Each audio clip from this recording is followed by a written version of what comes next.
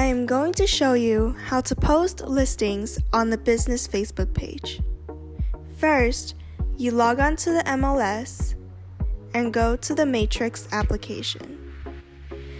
Then you go under Search, Residential, then Today's New Listings.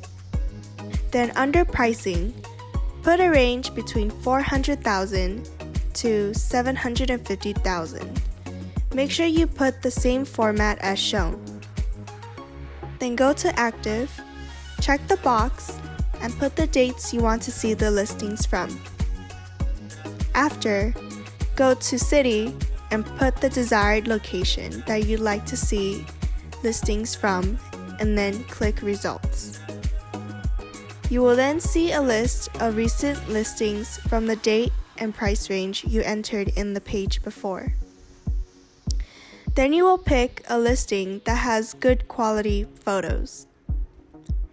You'll want to save the pictures that features the main points of the home. After, go to the business page and scroll down to find the last listing post on the feed, and then copy the description for your post. Then, go back to the MLS and copy only the city and zip code for the property, and then go back to your Facebook page and paste it onto your post. Then you want to go back to the MLS and change the property information and copy the description over to your current post on Facebook.